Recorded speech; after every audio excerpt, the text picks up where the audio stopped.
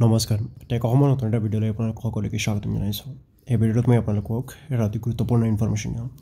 Venture বিদ্যালয়সমূহ প্ৰাদেশিকৰণ সম্পৰ্কে যেতিয়া যিবিলাক ইনফৰমেশ্যন আহে মই আপোনালোকক এই চেনেলৰ জৰিয়তে দি গৈ আছোঁ, আগলৈকে দি গৈ থাকিম। যদি এতিয়ালৈকে আপোনালোকে চেনেলটো ছাবস্ক্ৰাইব কৰা নাই তেতিয়াহ'লে চেনেলটো ছাবস্ক্ৰাইব কৰি কাষত থকা বেল আইকনটো প্ৰেছ কৰি ৰাখিব। এনে কৰিলে ইনফৰমেশ্যনবোৰ আগতীয়াকৈ পাব। আহক ভিডিঅ'টো আৰম্ভ কৰোঁ। শিক্ষামন্ত্ৰী ডক্টৰ অনুজ পেগু ডাঙৰীয়াই তেখেতৰ ফেচবুক ৱালত এটা পোষ্ট কৰিছে। আজি গুৱাহাটীত 12টা শিক্ষক সংগঠনৰ উমৈহতীয়া মঞ্চ সাধু অসম সন্মিলিত শিক্ষক মঞ্চৰ দ্বিবাৰ্ষিক অধিৱেশনত প্ৰতিনিধি সভাত অংশগ্ৰহণ কৰি অসমৰ বিদ্যালয় শিক্ষাৰ উন্নয়নত অনবদ্য অৱদান আগবঢ়োৱা শিক্ষক সমাজলৈ মোৰ কৃতজ্ঞতা জ্ঞাপন কৰিছোঁ।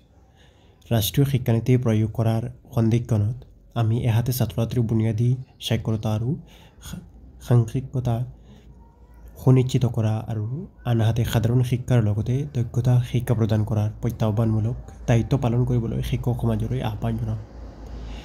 শিক্ষক মঞ্চই উত্থাপন কৰা প্ৰাদেশিকৰণ, সেৱা বিধি, প্ৰধান শিক্ষক নিযুক্তি আদি সমস্যাসমূহ সমমৰ্মিতাৰে প্ৰদান কৰাৰ বাবে চৰকাৰখনে লোৱা পদক্ষেপসমূহ আজিৰ সভাত মুক্তভাৱে দাঙি ধৰোঁ।